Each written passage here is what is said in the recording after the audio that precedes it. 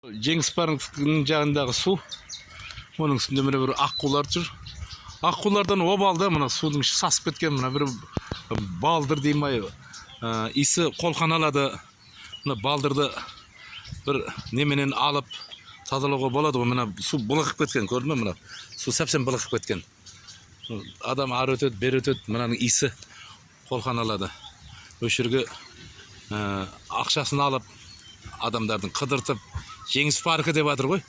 Жеңіс паркі мынандай жанында сасып кеткен қолқан алатын суды алып қойып қоятын болса, ол ұят нәрсе ғой. Мына құртпай ма? Мына мұсыр не деген мұсыр, мына не деген мұсыр, мынау сасып кеткен ғой. Мынау қолқан алады. Бері келіңізші апа. Мына жерден иіс сезесіз ба? Иіс бар ма мына жерде? Сасып кетіпті? Иә. Былығып сасып кеткен ғой мына. Былыққан судың иісі шығады. Иә.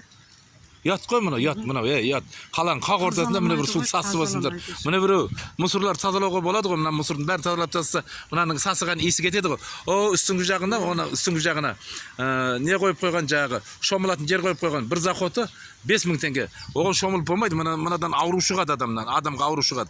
Ішінде бақа жүр ойбайлап, мына жылан жүр ішінде. Не деген мәле мынау? Мұсыр басып кеткен ғой, мына қоқырсы басып кеткен.